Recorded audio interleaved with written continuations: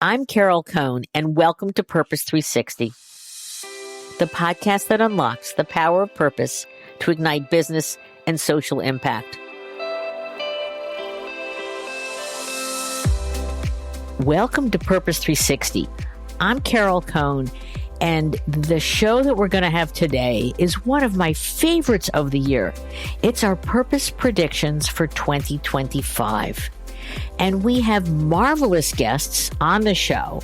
Each one has a very different and distinct point of view. We have Caryl Stern from LionTree. We have Martin Whittaker from Just Capital, Jenny Lawson from Keep America Beautiful, and Justina Nixon-Saintil from IBM. Each one has a different point of view on their vision for the coming year, and I am so excited about it. So let's get started.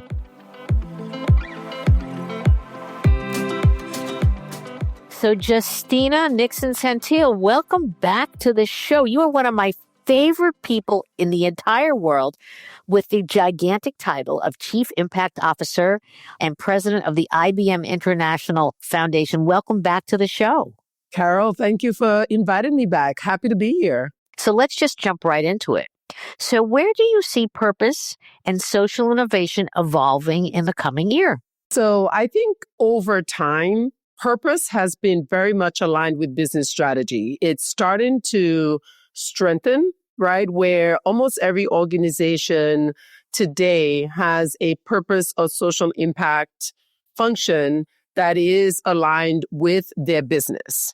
And I think that's going to continue. But one other area that we see for next year is really how AI is going to permeate this work. And everything from the rise of AI agents, the focus on AI ethics, how AI can be used to personalize customer service or personalize a learning experience, how nonprofit organizations can use AI to really understand their communities and understand how to better impact those communities. I do see that shift as we move into next year and how important it is to really fully understand AI and how it could be used for social impact. That's perfect. That's absolutely perfect. So you've talked about AI as an opportunity and a challenge. Are there other predictions you have besides AI, which is ginormous? I've got that. But any other areas that you would say you're looking into 2025 and, social impact, opportunities, challenges? There are three things that I'm thinking about around predictions. The first is around the use of more guardrails, right, around AI. If you really think about it, AI ethics is something everyone should understand. And what's the responsible use of AI? And it's important for our communities to understand that. It's important for nonprofits to understand that. You want to also not just take advantage of the AI opportunity, but understand how to use it in the best way possible. So, for example, there's a focus around shadow AI, and that's the misuse of AI, especially in the education system or with employers. And people need to understand what's the responsible use of AI based on where you are, right? Are you in school, in university? Are you at your work of employment? Do you understand how to use it responsibly? So, as I think about next year, the increase in AI agents, which actually execute the work for you based on the prompt you provide, and the increase in shadow AI, both of those will require more of a focus around AI ethics. The second area around predictions is, and we've been talking about this for quite some time, Caryl, is the opportunity for lifelong learning. This can no longer be one and done. You learn something and then you start working and you actually never upskill or reskill yourself again. The opportunity for lifelong learning is going to be something everyone needs to understand.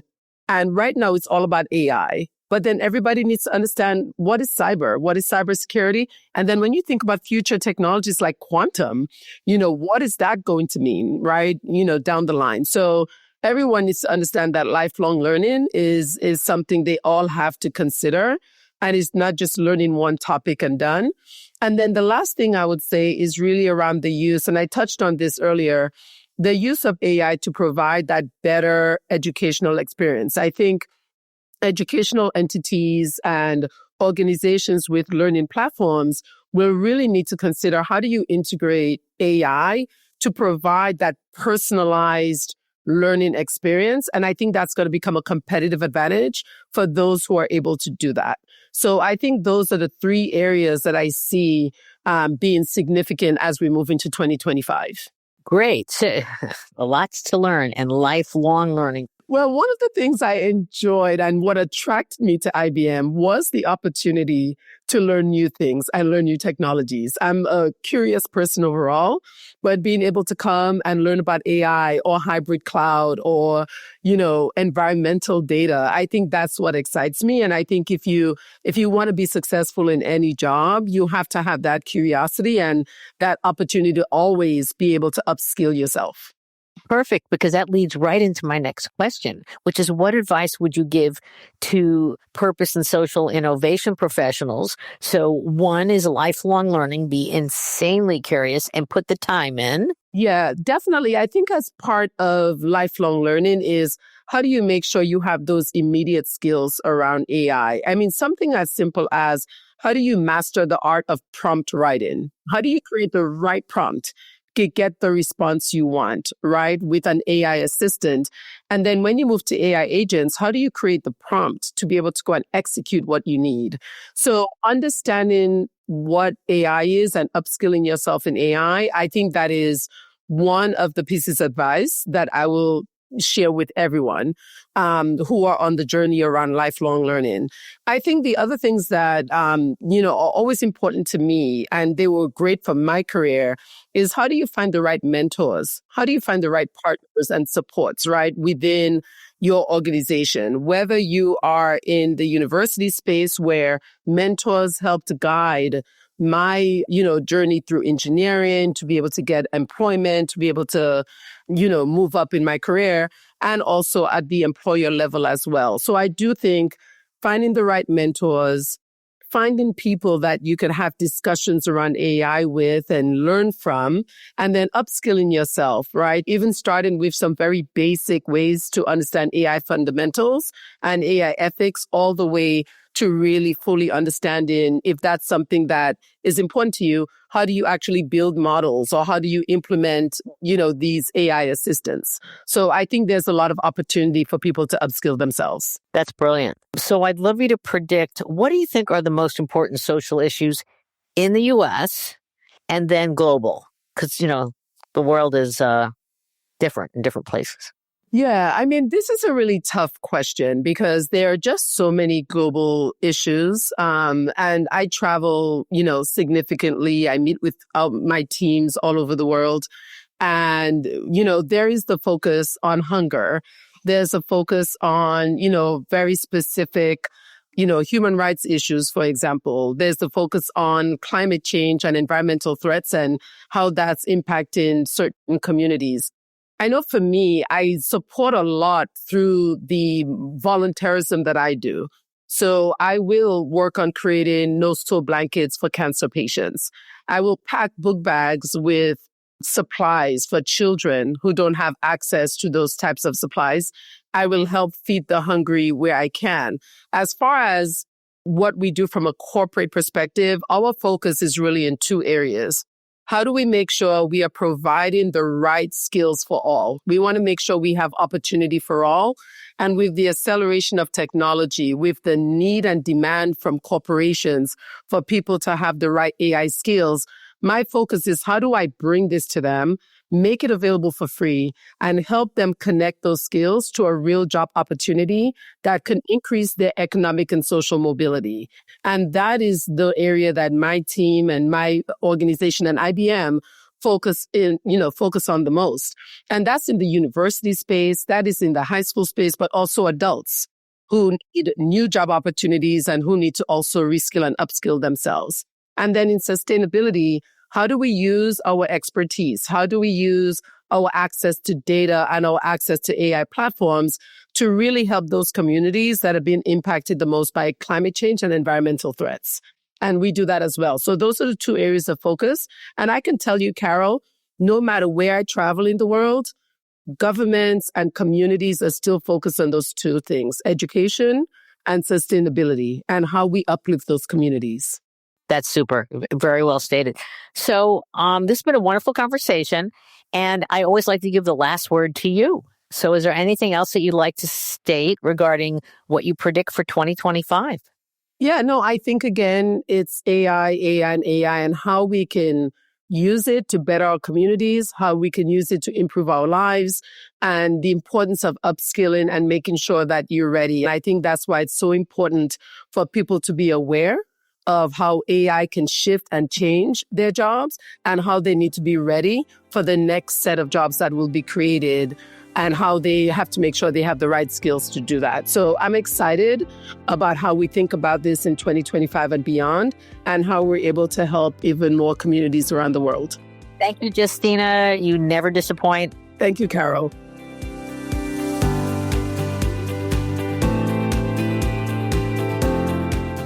Martin Whittaker, one of my favorite people to have conversations with on Purpose 360. So welcome back to the show, Martin. Thank you, Caryl. It's always great to be here. Oh, I love our conversations. So I'm going to start out with the one that's on everyone's mind, which is, what role should companies play in social issues in a Trump administration? Well, I don't know that it's that different than they should play under a Biden administration. I think you have companies' role in society. As you know, we define that by asking the public. And this year, we've done that as we've done that for the last decade. And we did see some changes. We're going to be announcing the detailed results of that. But it's clear to us that the public does want companies to step up and step in on kind of social issues that are related to their business, and less interested in companies speaking up and speaking out on things unrelated to their companies. So that's an important point. Secondly, in all our work this year, I think we have seen the issues that decided the election, the issues that kind of gave rise to Trump victory, kind of reflected in the issues that people associate with just business behavior. So those are issues connected to employee wellness at work, the strength of benefits. We saw a lot of interest in care and people being able to enter the workforce, look after, aging parents or children. A lot of focus on fair pay, obviously. I mean, compensation, living wage, fair pay has always been at the top of the list of issues. So we haven't seen a huge change. Now, I don't expect under a Trump administration companies' role is going to be very different. I do think that the expectation on companies to be leaders in their communities, to be a good employer, to think about the health of their products and how they're supporting, health and safety and environmental quality and stuff like that. I think that continues. So I'm not sure there's a major difference. Okay. Well, that's good to know. You give tons of counsel to companies all across the country, whether they're national or multinational.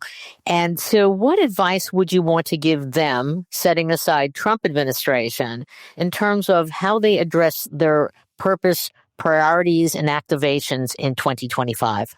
Well, I would put it this way. They got to hit the gym. They got to hit the gym. At the gym, I think this is going to be about the business case, the strength of the business case. This is about tying stakeholder leadership, whether it's your workforce, customers, communities, environment, tying that to the generation of value, profits, and returns. And for too long, it's been too easy for companies to make commitments and future pledges about how good they're going to be. And, we've seen that with DEI, we've seen that with ESG, we've seen that with climate, future climate commitments.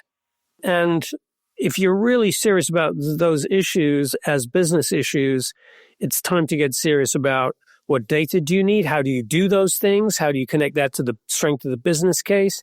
It'll be a lot more disciplined, a lot more committed, a lot more as kind of focused on the ROI of that work as you are on the ROI of other operational strategic business issues. So hit the gym, put in the hard work, don't worry about looking good, focus on being good, and then let the results follow. So in that measurement, business connected view, there has been a lot of, did we say, backlash on at least the terminology ESG, the work in DE&I. Companies seem to be going backward. Is that the case from where you sit? We've certainly seen companies kind of pull back on their public commitments, no doubt. We've been tracking that over the course of 2024. Many others have been tracking that. It's well documented. Walmart, I think, was the latest, right, just before Thanksgiving. Walmart didn't pull out of DEI altogether. It's just shifting its strategy, as many other companies are. We've also seen a lot of companies re-up and reaffirm their commitment to kind of the issues that fall under DEI. I'll come back to that in a second. JP Morgan is one. I saw Colgate-Palmolive, I think, just came out with a DEI report. So there's a lot of companies who don't get the headlines because they're not changing their position, who are all systems go. I think what we're seeing the shift overall, Caryl, is how companies talk about it privately as well, how they think about implementation.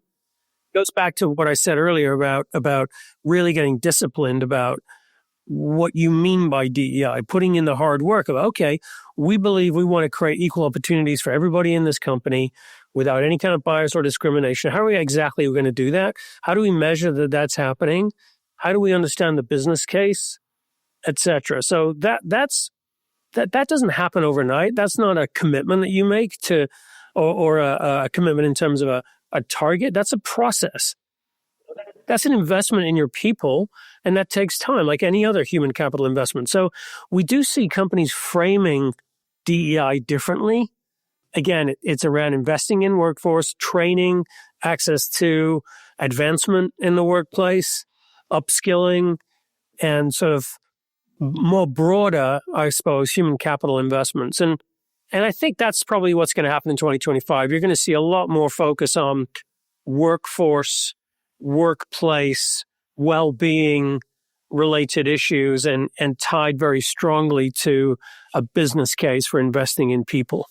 I'm curious if you are doing any engagement with boards to try and up-level their understanding of this and the greater integration with ROI. We do some. We'd like to do more. Most of our work right now is with either C-suite or level below, direct report to C-suite. I would say we have 3 levels of relationships with companies, Caryl. One is just purely through the rankings. We rank 1,000 companies. The majority of them are engaged with us in that process, giving us data, responding to our data, et cetera. But it's like a transactional relationship throughout the rankings. We want to make sure we're reflecting that performance accurately. So that's one level. The second level would be, okay, we've seen what you guys are all about at Just Capital. We want to improve. We'd like your thoughts on what we could be doing better. Where might we be investing? Help us understand the rankings. Help us understand our performance. So we have deeper relationships with those companies. And then there's several dozen, maybe 50 or so, maybe more than that, 50, 75, where we have, I'd say, kind of high-level ongoing relationships. They're involved in our program work. They're licensing our new toolkit. They are involved in our corporate impact lab, our programs. We're advising them in some way, shape, or form. So that's a deeper, ongoing relationship. And we want more of those relationships because, we're all about trying to help companies create value for themselves and for their shareholders and for society. That to us is what stakeholder capitalism is all about. And so, that doesn't come purely from a ranking. It comes by doing the work with the companies. So we want to invest in that part of our platform. Okay. I always like to give the last word to my guest. So any other advice or counsel to practitioners or just the overall view of purpose in 2025? One thing that is going to happen with the new administration, it's fairly clear that if we're going to get out of this debt crisis that this country has to be driven by growth, has to be driven by the private sector. And so companies are going to have to think about and act on what really drives growth. And I think that is going to have to be done in a way that doesn't exacerbate or perpetuate a lot of the inequalities that have given rise to populism, that have given rise to a sense among millions of Americans that capitalism isn't working for them. And so you got to grow and you got to have more people with a stake. Like, how do you do that? That is going to define 2025. Talk about purpose. That is the highest purpose I think the business has in 2025. Beautiful. Martin, you're always so articulate. I love your point of view. You're working with lots of great companies. I suggest to any of our colleagues, clients, and friends that they must participate with Just Capital because you are so smart at what you're doing. So thank you so much. Thanks, Caryl.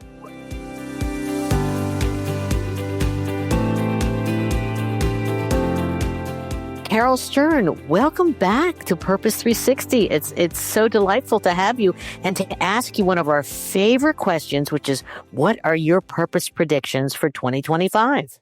Well, first of all, Caryl, thanks so much for having me back. I love having a conversation with you. But my predictions for 2025, I think the country is so divided right now that I am hopeful. After great chaos comes calm.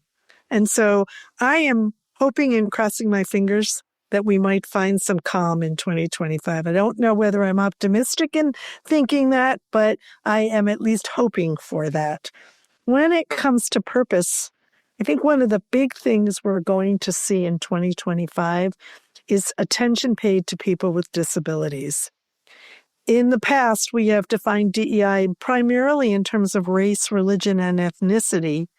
And I am hopeful that we will be able to expand how we think about that. While many DEI statements mention people with disabilities, you don't hear a lot about it, you don't see a lot about it, and yet I believe we're going to see that change in 2025. And for our listeners, can you talk about the size of the audiences of the people that have disabilities? It's large. 16% of the entire world's population has a disability of some kind. So that's one of the largest minorities you're going to find. Exactly. But, if you look just in the United States, 1 in 7 Americans under the age of 65 has a disability, and it becomes 1 in 5 once you cross that threshold. So I get to be in the 1 in 5 group. So really, there's a number of things happening in 2025 that lead me to that prediction. One, it's the 35th anniversary of the American with Disabilities Act. So you will see events and fanfare that will draw people's attention there. You are already beginning to see some mainstreaming in commercials and other things where suddenly we are beginning to see some attention paid there. But also technology, in particular AI, is bringing to bear new products and services that are changing the way people with disabilities interact with the rest of the world. And so it's a really exciting time. And then additionally, as we look to the next few years, and you see the Special Olympics, the Paralympics, the regular Olympics, and the World Cup all coming to the Americas, there is a focus right now on health, on wellness, on our bodies and our abilities. And so I think it's going to open up really innovation and opportunities for us to finally address that last bastion of rights. That's terrific. So you give a lot of advice over your career. You've been so generous with professionals. What advice do you give to them? I think, number one, we all need to take a deep breath. Doesn't matter what profession we're in. We need to start 2025 by saying, this is the year we want to reunify. I did a toast at an event that LionTree hosted, and I talked about, I hope in 2025, we will learn how to listen to all that we hear, not just hear what we listen for. And that's what I think to all of our purpose professionals, we need to really perhaps lead the way in that and be willing to say, we may not agree. Let's look for common solutions as opposed to having to have common ground in order to work together. That's wonderful. Do you have a second piece of advice for purpose professionals, since the first one was so profound? Yeah, the second one is learn to laugh. I think that when you work in purpose, you get your rewards by the people you serve. People always say to me, when you ran UNICEF, how did you survive? All of the traumas you had to enter into and the horrors that many children around the globe have to endure. And I always say to them, well, I had the privilege to endure those things with children.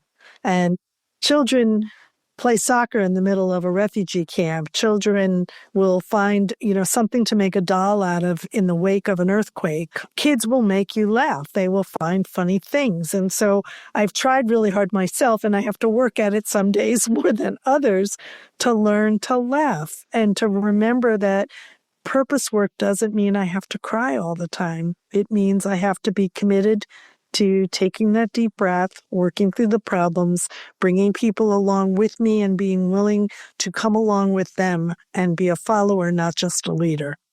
Oh, that's beautiful.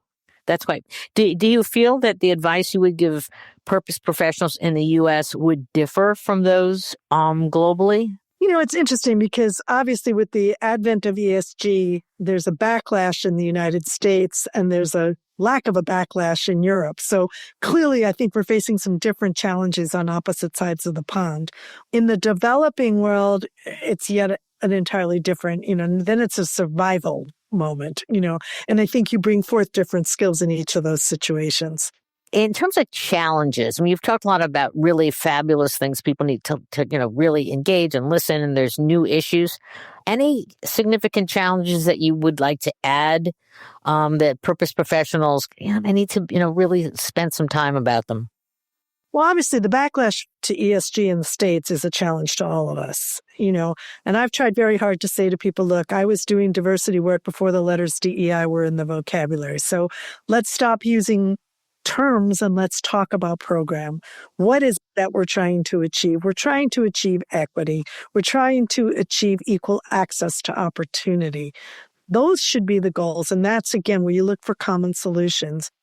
One of my favorite ways to think about common solutions, Tim Schreiber, this is his, not mine, but he described it to me where he said, if we try to come together around gun control, the pros and the cons are never going to agree. They're just not. We're going to line up our statistics on both sides. We're going to stick to our guns or not our guns, and we're not going to ever agree.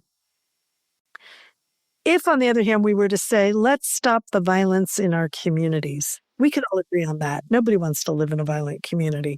So let's go for common solutions. And then let's, after we've built relationships, come back to try to find common ground. But that's beautiful. And I always like to give the microphone to my guest for the last words. So anything you'd like to add to for our listeners?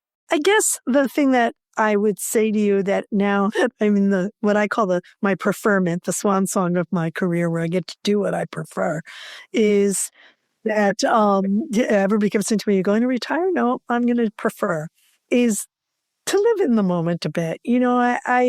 I think I spent a great deal of my life worrying about the next step. During my UNICEF time, I think because I saw how fragile life was, I did stop and learn how to be in the moment a little better. And I'm trying very hard to hold on to that. And especially in this moment in my life where my friends and my family are aging, where I'm seeing my own body doesn't do everything it used to do, and I'm losing friends and family at a greater clip than perhaps I was 10 years ago, that I want to start to really value the moment I'm in. That's beautiful. So Caryl Stern, it is always a pleasure. You are filled with wisdom, no matter where you are, what organization you're leading. And I want to thank you for your very insightful predictions for 2025. Thank you. Thanks for having me on. Anytime. Always good to see you.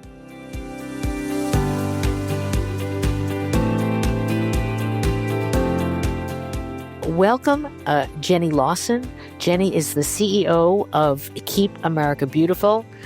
She's an extraordinary individual, a friend and a colleague, and I know we're going to have a wonderful conversation. So welcome back to the show, Jenny. Thanks, Caryl. Great to be here. So why don't we start? Just in general, Jenny, where do you see purpose, and some people might call it sustainability, there's lots of names, evolving in the coming year? I think in times of uncertainty and change, an authentic purpose for a brand helps on so many levels. It helps to navigate challenging conversations.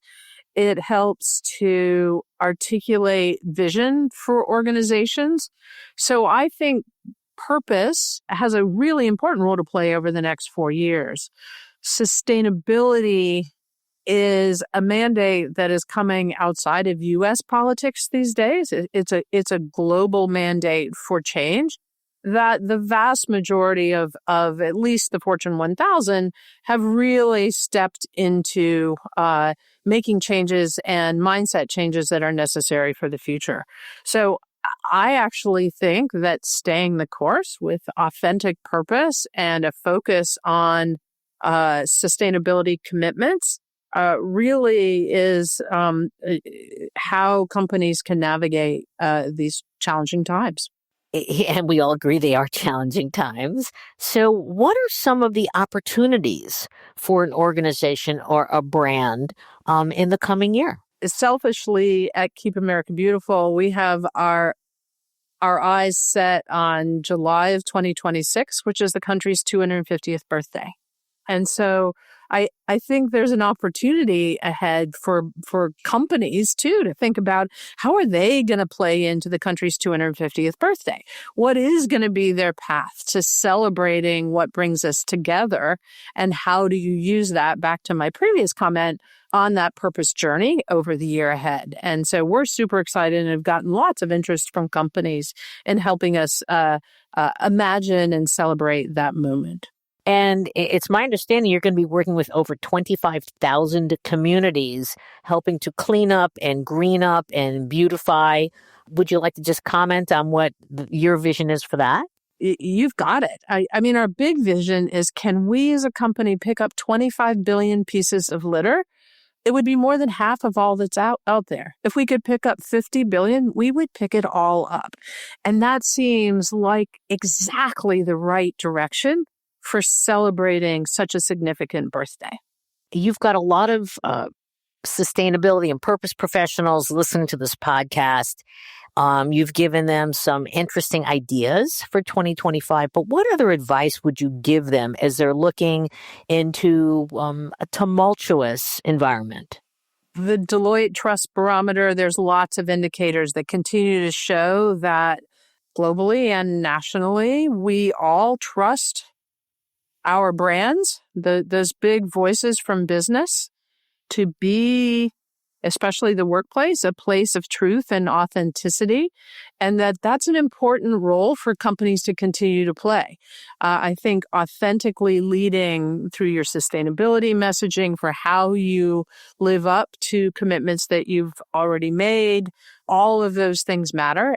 And for demonstrating that, not only in advertising, but with how your employees volunteer, how they engage in their communities, and how you show up with partners in getting the work done in the next 4 years. It's a true leadership opportunity for business in many ways that'll be unprecedented from any administration before.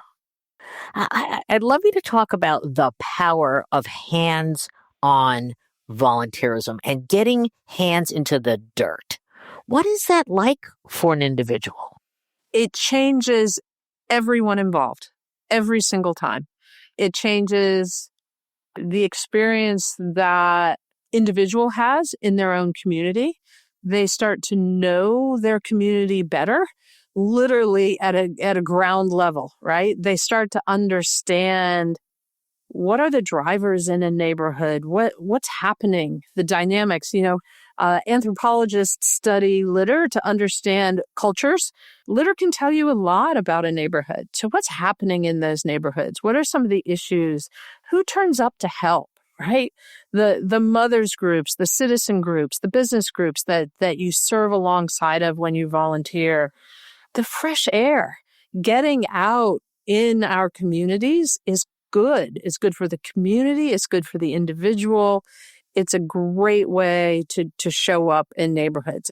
Beyond beautification, cleaning up and beautification, what other important social issues do you predict that will come to the fore, get a lot more attention in 2025?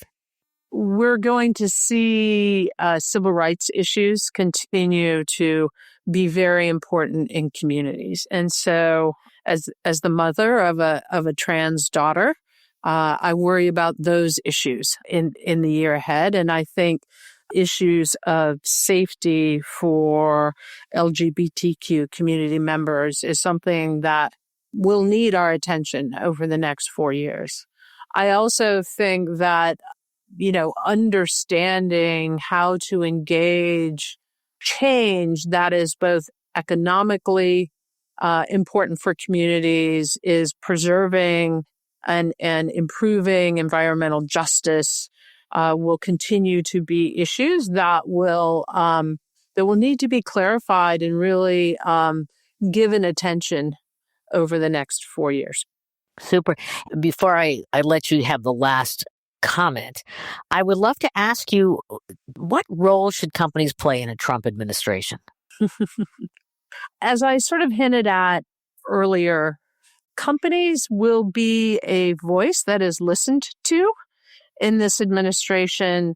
They also can be a place for authentic dialogue, for authentic commitment to sustainability, to the environment, to issues of diversity and equity, and holding those values closely and publicly, I think will be important benchmarks as we go through this next administration. Super. That's wonderful, Jenny. And I always like to give the last comment to my guest. So what haven't we discussed, or what would you like to add? At this time of year, and we've been friends for years now, and the power of friendships and collaborations and partnerships are going to be how we are successful in the coming years. The more we continue to work together, building towards the values that we have all defined over the last 8-10 years, I think we can't let our foot off the gas now. We have to keep going. And I look forward to doing that with you and with our the companies that we are engaged with and who are interested in going on that journey with us as well. So thank you so much for having me. Oh, it's our pleasure. So thank you, Jenny. Wonderful comments as always. Thank you, Caryl.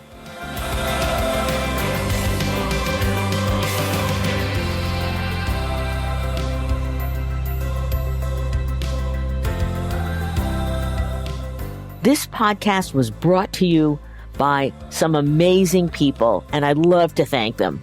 Ann Hundertmark and Kristen Kenny at Caryl Stern on Purpose, Pete Wright and Andy Nelson, our crack production team at True Story FM, and you, our listener. Please rate and rank us, because we really want to be as high as possible as one of the top business podcasts available, so that we can continue exploring together the importance and the activation of authentic purpose. Thanks so much for listening.